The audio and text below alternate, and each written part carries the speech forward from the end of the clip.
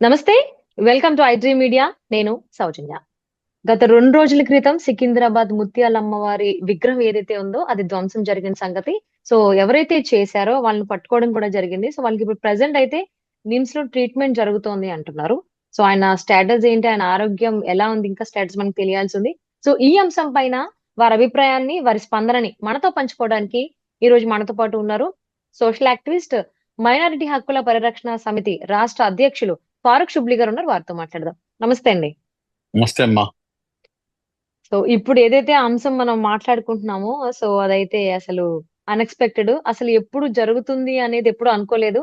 ఇకపై కూడా జరగద్దు అనైతే నేను ఆశిస్తున్నాను.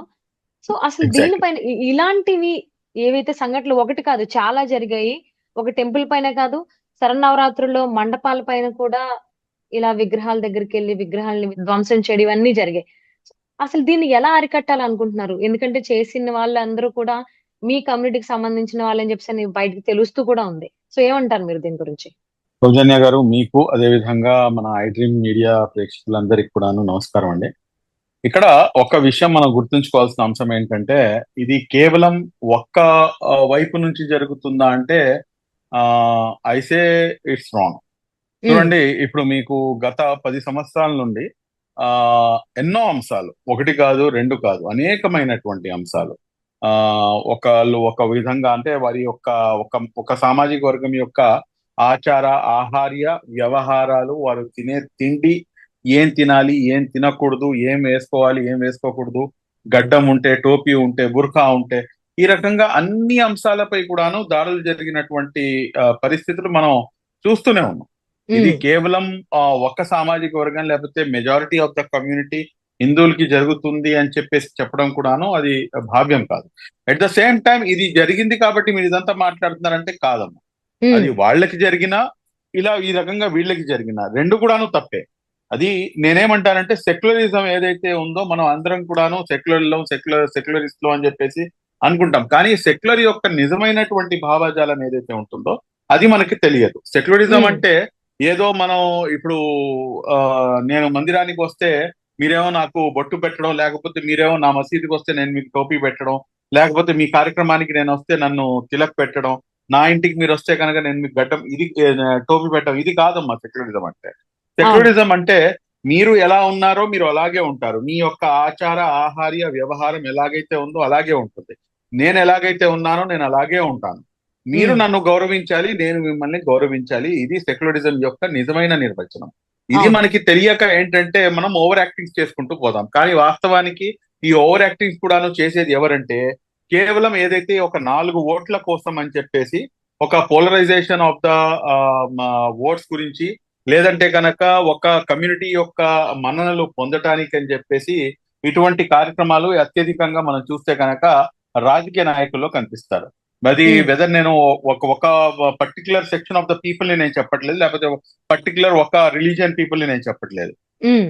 ఫర్ ఎగ్జాంపుల్, ఒక హిందూ మతస్థులు అయి ఉండి ఆయన మస్జిద్ కి వస్తే ఆయనకి టోపీ ధరించడం అనేది అది నేను తప్పు అని చెప్పి చెప్తాను. అదే విధంగా చెప్తే గనక నేను ఒక ముస్లిం గా ఉండి, నేను ఒక పొలిటికల్ యాక్టివిస్ట్ గా ఉండి, నేను మందిరానికి మీ దగ్గరకు వచ్చాను మిమ్మల్ని గౌరవించడానికైతే, నన్ను మీరు నేను తిలక్ పెట్టించుకోవడం అనేది తప్పు అంటాను. ఇది కేవలం ఏంటంటే ఈ పొలిటిసైజ్ చేయడం కోసం, లేకపోతే పొలిటికల్ లీడర్స్ అవలంబిస్తున్న తీరు. మీరు ఇందాక మీ స్టార్టింగ్ రిమార్క్స్ లో మీరు చెప్తున్నటువంటి మాట ఏమిటంటే, అనేకమైనటువంటి అంశాలు ఇటువంటి జరుగుతున్నాయి మీ కమ్యూనిటీ తరపు నుంచి అని చెప్పేసి, ఇది మా అని చెప్పేసి ఏది ఉందండి. ఎందుకంటే హ్మ్. హ్మ్. ఎవరో ఒక్కడు చేసినటువంటి తప్పిదాన్ని ఆయా సామాజిక వర్గం మొత్తంపై కూడాను దాన్ని నెట్టివేయడం అనేది చాలా పెద్ద పొరపాటు. ఇప్పుడు ఈ రోజున మనం ఈ అంశంపై మనం మాట్లాడుతున్నాం, కానీ యతి నరసింహానంద స్వామి అని చెప్పేసి ఒక ఆయన, కారుణ్యమూర్తి మహమ్మద్ ప్రవక్త సల్లల్లాహు అలైహి వసల్లం గారు, ఆయనపై ముస్లిం సమాజం వాళ్ళ యొక్క మాన ప్రాణ మరియు అదే విధంగా వారి యొక్క ధనాన్ని ప్రతిదాన్ని కూడాను తృణప్రాయంగా దానిపై సాక్రిఫైస్ చేయడానికి హ్మ్. సిద్ధంగా ఉంటారు. అటువంటి ఒక బిగ్గెస్ట్ పర్సనాలిటీ పై, ఆ పర్సనాలిటీ ఎటువంటి పర్సనాలిటీ అంటే కారుణ్యమూర్తి అని చెప్పేసి మనం సంబోధిస్తాము. ఆయన పేరు తీసుకున్న తర్వాత పీస్ బి అపాన్ హిమ్ అంటాము. ఆయన పేరు తీసుకున్న తర్వాత సల్లల్లాహు అలైహి వసల్లం అని చెప్పేసి పిలుస్తాము. అటువంటి ఆ, ఒక వ్యక్తిపై వారి యొక్క ఏదైతే మత విశ్వాసాలు ఉన్నాయో, లేకపోతే ఆయన యొక్క ఒక క్యారెక్టర్ ని డిస్టర్బ్ చేయడానికి ఏదైతే కుటిల ప్రయత్నాలు కొంతమంది చేస్తున్నారో ఇది ఎంతవరకు సమంజసం అని చెప్పి నేను ఇది జరిగింది కాబట్టి నేను దీంతో నేను కోరిలేట్ చేస్తానని చెప్పి దయచేసి అర్థం చేసుకోమాకండి. ఉమ్, కానీ ఉమ్, ఇటువంటి అంశాలు రెండు వైపుల నుంచి జరుగుతున్నాయి. ఈ రెండు కూడా తప్పు అంటున్నాను నేను. ఉమ్. అంటే ఫారూక్ గారు, నేను నాది కరెక్ట్ చేసుకుంటున్నాను. మీ కమ్యూనిటీ అన్నా మీ కమ్యూనిటీ అని కాదు. సో ముస్లిం కమ్యూనిటీకి సంబంధించిన వ్యక్తులు ఇలాంటివి చేస్తున్నారు. ఎందుకంటే ఇక్కడనే కాదు, సికింద్రాబాద్ లోనే కాకుండా వేరే స్టేట్స్ లో కూడా అమ్మవారికి సంబంధించినటువంటి ఊరేగింపు జరుగుతుంది. అది కూడా ముస్లిం సోదరులు, ముస్లిం కమ్యూనిటీకి సంబంధించిన వాళ్ళు వీధిలోంచి వెళ్తుంటే కూడా అక్కడ గొడవ జరగడం, విగ్రహాన్ని విధ్వంసం చేయడం, సో విచ్ఛిన్నం చేయడం, ఇవన్నీ చాలా జరిగాయి. సో వీటన్నిటిని ఉద్దేశించి నేను ఆ మాట అన్నా తప్ప వేరే ఉద్దేశం కాదు. మీకు నాకు గత 5-6 సంవత్సరాల నుంచి పరిచయం ఉంది. సో మనం ఎంత ఫ్రెండ్లీగా ఉంటాము అనేది మనందరికి, మీకు నాకు తెలుసు. ఎగ్జాక్ట్లీ. ఇది నేనేమంటానంటేనమ్మా, ఇది మన యొక్క దీంట్లోకి రావాలి. ఏదైతే రిలీజియన్ ఉందో, ఫర్ ఎగ్జాంపుల్ ఇప్పుడు నేను ఒక మాటకు వచ్చింది కాబట్టి నేను చెప్తున్నాను. అంటే ఒక ముస్లిం అయి ఉండి ఎటువంటి పని చేయగలరా అంటే కనుక నేను మీకు స్పష్టంగా ఖురాన్ కొటేషన్ ఇస్తాను. నేను మీకు సూరే అల్-అనామా అని చెప్పేసి 6th చాప్టర్ ఉంది. దాంట్లో 108వ వాక్యము. అందులో ఏమని చెప్తున్నాడంటే దేవుడు, మీరు ఇతరుల దేవుళ్లను మీరు కించపరచమాకండి, ఇతరుల దేవుళ్లను మీరు నోటికొచ్చినట్టుగా మాట్లాడమాకండి. ఎందుకంటే మీరు ఆ విధంగా మాట్లాడితే కనుక మీరు ఎవరినైతే మీరు దేవుడుగా భావిస్తున్నారో వాళ్ళు దాన్ని మీరు కించపరిచే అవకాశం ఉంటుంది. కాబట్టి ఈ రకంగా మీరు చేయటం అనేది మహాపాపం అని చెప్పేసి ఖురాన్ చెప్తుంది. నంబర్ 1. నంబర్ 2, ఇంకొక చోట వచ్చేసి సూరే Bahra chapter number 2 verse number 256. అందులో ఏమంటుందంటే ఏదైతే ఇస్లాం ఉందో ఇది ఇస్లాంలో ఎటువంటి బలవంతం ఉండదు. ఇప్పుడు ఎక్కడ కూడాను బలవంతం అనేది ఉండదు. సో ఇతను ఎవరైతే ఈ వ్యక్తులు లేకపోతే ఎవరైతే ఈ వ్యక్తి ఈ పని చేశాడో ఇతను ఖురాన్ లిమిట్స్ లో ఉండి చేశాడా, లేకపోతే ఖురాన్ ఏదైతే బోధిస్తుందో దాన్ని క్రాస్ చేసి చేశాడా? దాన్ని క్రాస్ చేసి చేశాడు. కాబట్టి అతను ముస్లిం కాడు. అలా చేయకూడదు అని చెప్పేసి ఇస్లాం నేర్పిస్తుంటే దానికి విరుద్ధంగా అతను చేస్తుంటే కనుక అది చాలా పెద్ద మహాపాపం. అందులో ఎటువంటి ఫారూక్ గారు, ఆ చేసిన వ్యక్తి ఎవరైతే ఉన్నారో ట్రీట్మెంట్ కోసం హాస్పిటల్ తీసుకెళ్తే అక్కడ వాళ్ళు ట్రీట్మెంట్ ఇస్తుంటే కూడా అవన్నీ కేబుల్స్ ఏవైతే ఉన్నాయో అవన్నీ తీసేయడం, మతపరమైనటువంటి వ్యాఖ్యలు చేయడం కూడా జరుగుతూ ఉంది. సో అంటే ఇప్పుడు ఇలా చేసిన వాళ్ళు యాక్చువల్లీ మీకు చెప్పండి. యాక్చువల్లీ మిమ్మల్ని అడుగుదాం అనుకున్నా. యాక్చువల్లీ అంటే హిందువులకు సంబంధించిన ఏవైతే పుణ్య గ్రంథాలు అవన్నీ ఉన్నాయో వాటిలో చెప్తారు మాకు, ఎవరైనా గానీ ఒకటే, ఏ మతమైనా గానీ ఒకటే, ఎవరినైనా గానీ ఒకరికొకరు గౌరవించుకోవాలి. అలా చేయకపోతే పెద్ద తప్పు అవుతుంది, జీవితంలో క్షమించరాని తప్పుగా అవుతుంది అని చెప్పేసి మాకు చెప్తూ ఉంటారు. సో ఖురాన్ లో కూడా ఇలా ఉందా, ఇలా చెప్తారా అనేది నేను మిమ్మల్ని అడగాలనుకున్నా. నా మనసులో మాట మీకు తెలిసిపోయి మీరు చెప్పడం కూడా జరిగింది. సో ఇలా కనుక అంటే ఒక్కలని కాదు, అంటే తనకి ఇంకా డౌట్స్ కూడా వస్తున్నాయి, పోలీసుకి కావచ్చు, వేరే జనాలకు కూడా కావచ్చు. సో ఎవరైతే ఈ పని చేశారో ఆయనకి ఉగ్రవాద సంస్థలకి ఏమన్నా సంబంధం ఉందా, సో వాళ్ళ వల్ల ఏమన్నా ఈ అబ్బాయి ప్రేరేపితం అయ్యాడా అనేటువంటి ఆలోచన కూడా ఉంది. నేను మీకు ఈ సందర్భంగా తెలంగాణ ప్రభుత్వానికి నేను డిమాండ్ చేసేది ఏంటంటే ఈ వ్యక్తి యొక్క మొత్తం కంప్లీట్ బయోడేటా, అసలు ఇతను ఎవరు, ఎక్కడి నుంచి వచ్చాడు, ఎందుకు వచ్చాడు, ఏం చేయటానికి వచ్చాడు, వీళ్ళ తల్లిదండ్రులు ఎవరు, వీటికి సోదరిమణులు ఎవరైనా ఉన్నారా, వాళ్ళు ఏం చేస్తున్నారు, అసలు ఇతను ఈ పని చేయటానికి గల మూల కారణం ఏంటి అనేది కూడాను ఈ రోజున బయటికి రావాల్సినటువంటి అవసరం 100%. ఎందుకు నేను అంత స్ట్రాంగ్ గా నేను చెప్తున్నానంటే కనుక మీరు గతంలో చూసుకుంటే కనుక ఒక బక్రీద్ పండుగ అప్పుడు పాకిస్తాన్ జెండాలు బెంగళూరులోనే జరిగిన సంఘటన. పాకిస్తాన్ జెండాలు ఒక వ్యక్తి టోపీ పెట్టుకొని గడ్డం వదిలేసి అతను అక్కడికి వచ్చి పాకిస్తాన్ జెండాలు ఇస్తుంటే అక్కడ ఉన్నటువంటి ముస్లిం సోదరులే అతన్ని పట్టుకొని ఏం చేశారంటే, నువ్వు ఇక్కడ పాకిస్తాన్ జెండాలు ఎందుకు అమ్ముతున్నావు అని చెప్పేసి తీసుకెళ్లి అతనికి ఇచ్చేస్తే అల్టిమేట్ గా అది తేలింది ఏంటంటే అతను ఒక నాన్ ముస్లిం అని చెప్పేసి. నేను ఇక్కడ ఏమంటానంటే హిందూ గాని ముస్లిం గాని ఇది ఒక రిలీజియన్స్ అయితే కనుక ఇంకో అతిపెద్ద రిలీజియన్ ఒక సమూహంలో తయారైంది. అదేంటంటే సమాజంలో మత విద్వేషాలను ఏదో రకంగా తీసుకొని రావాలి అని చెప్పేసి. కాబట్టి వీళ్ళకి రిలీజియన్ తో పనిలా.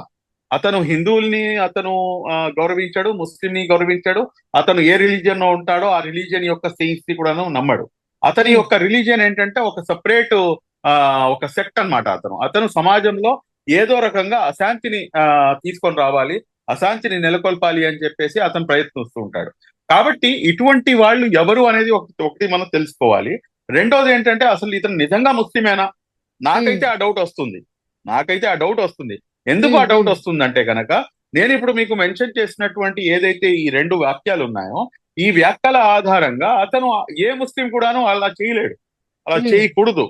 మరి అలాంటప్పుడు అతను ఆ రకంగా చేస్తున్నాడంటే కనుక మళ్ళా దానిపై పూర్తి దర్యాప్తు జరగాల్సినటువంటి అవసరం ఉంది. ఇది ఒక డిమాండ్ అయితే, రెండో అతి ముఖ్య డిమాండ్ ఏంటంటే, మన దేశంలో, రాష్ట్రాల్లో కాదండి, మన దేశంలోనే ఒక చట్టాన్ని ఒకటి తీసుకుని రావాలి. ఆ చట్టం ఏంటంటే, మనం ఒకరిని ఒకరు ఏదైతే మత విశ్వాసాలు ఉన్నాయో, ఏదైతే మత గ్రంథాలు ఉన్నాయో, లేకపోతే మత పెద్దలు ఎవరైతే మనకి ఇప్పుడు మన ప్రవక్త సల్లల్లాహు అలైహి వసల్లం గారు ఉన్నారు, లేకపోతే మాకు దివ్య ఖురాన్ ఉంది, అలాగే మీ దగ్గర రాముడు గారు ఉన్నారు, అదే విధంగా భగవద్గీత, దాని తర్వాత ఇప్పుడు వేదాలు ఇవన్నీ ఉన్నాయి మహాభారతం. కదా, మహాభారతము, వీటన్నిటిని కూడాను ఎవరు కూడాను కించపరచకూడదు. వాటిని కించపరిస్తే కనుక స్ట్రింగ్ యాక్షన్, చాలా స్ట్రాంగ్ యాక్షన్ తీసుకునే విధంగా కూడాను మనకి ఆల్రెడీ కొన్ని చట్టాలు ఉన్నాయి. ఇంకా వాటిని ఇంకా కఠినతరం చేయాల్సినటువంటి అవసరం ఉంది. అసలు అవసరం ఏంటమ్మా చెప్పండి? ఇప్పుడు మీకు ఇంకో మాట కూడా చెప్తాను. ఖురాన్ ఇంకొక చోట అంటుంది, లకుం దీనుకుం వలియ దీన్, అంటే మీ మతం మీతో పాటు, నా మతం నాతో పాటు. మీకు దండం పెట్టేసి దానికి ఇంకా ఎక్కువ ప్రొలాంగ్ చేయకుండా మా డిస్కషన్ ని మనం, సరే మీ మతం మీతో పాటు అండి, నా మతం నాతో పాటు అని చెప్పేసి మీరు పక్కకు జరిగిపోండి అని చెప్పేసి కూడా ఖురాన్ చెప్తుంది. ఇటువంటి అసలు ఎక్కడ కూడాను ప్రేరేపించే అవకాశమే లేదు. కాబట్టి ఇవన్నీ ఉన్నాయి కాబట్టి నేను 2 డిమాండ్లు, ఒకటి అతన్ని పూర్తిగా విచారణ చేపట్టాలి, ఆ విచారణ కూడాను పూర్తిగా ట్రాన్స్పరెన్సీ ఉండాలి.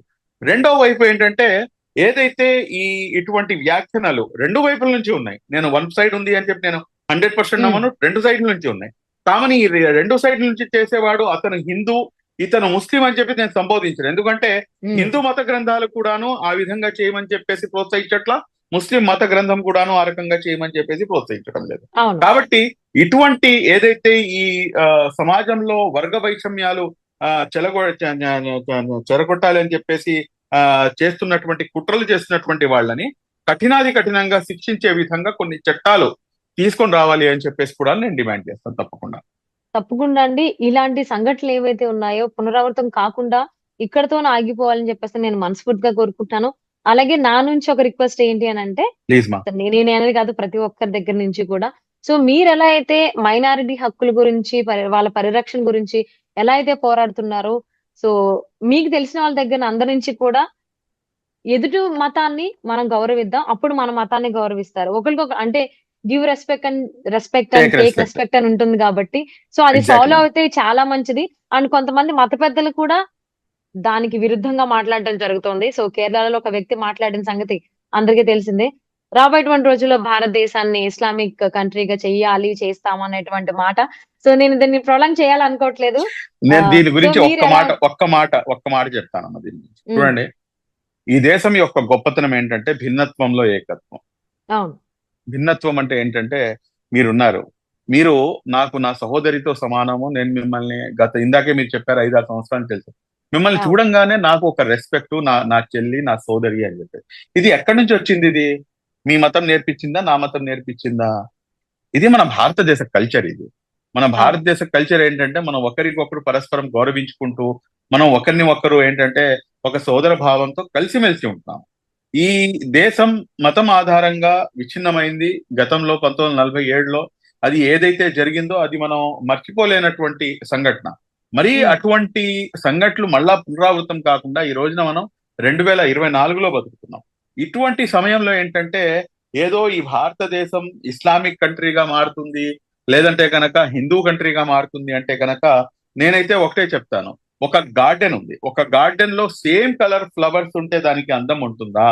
లేకపోతే కనుక డిఫరెంట్ కలర్స్ ఫ్లవర్స్ అన్ని కూడాను ఆ గార్డెన్ లో ఉంటే కనుక దేని వైపు చూపు ఆకర్షించబడుతుంది చెప్పండి? ఈ రోజు ప్రపంచం మొత్తం భారతదేశం వైపు చూస్తుందంటే ఏదైతే భిన్నత్వంలో ఏకత్వం ఉందో దానికోసమే మన వైపు చూస్తున్నారు. ఈ రోజున ఇక్కడ ఉన్నటువంటి ఏదైతే నన్ను మీరు భరిస్తారు, మిమ్మల్ని నేను భరిస్తాను, ఇది మా యొక్క గొప్పతనం. ఇప్పుడు నేను మీకు క్లియర్ గా చెప్తాను, ఆవు మాంసం తింటాం నాకు ఓపెన్ గా నాకు నా గ్రంథము లేకపోతే నా మతం నాకు పర్మిట్ చేస్తుంది. కానీ మేము అదే ఆవు మాంసాన్ని భుజించడము మానేయండి అని చెప్పేసి ఈ దేశంలో ఉన్నటువంటి పెద్ద స్కాలర్స్, పెద్ద ఆర్గనైజేషన్స్ దీనిపై ఫత్వాలు ఇచ్చారు. ఎందుకు ఇచ్చారంటే ఈ దేశంలో ఉన్నటువంటి మెజారిటీ హిందూ సోదరుల యొక్క మనోభావాలు దెబ్బతింటాయి అని చెప్పేసి. దీన్ని ఏమంటారు? ఇది ఒక ఆప్యాయత, ఇది ఒక లవ్ ఎఫెక్షన్. ఈ లవ్ ఎఫెక్షన్ ఆప్యాయతతో కూడినటువంటి ఏదైతే పునాదులు ఉన్నాయో దానిపైనే ఈ భారతదేశం నిర్మాణం అయింది. అవును. దీన్ని చెదరగొట్టాలని చెప్పేసి కొంతమంది ప్రయత్నిస్తున్నారు. ఈ భారతదేశం అనేది సెక్యులర్ కంట్రీ. భారతదేశం అనేది ఎప్పటికి కూడాను హిందూ దేశంగా కూడాను మారదు, ఇస్లామిక్ దేశంగా కూడాను మారదు. అవును.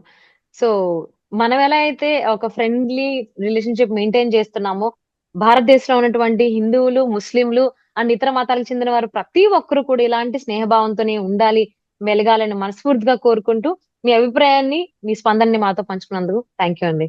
థ్యాంక్ యూ అమ్మా.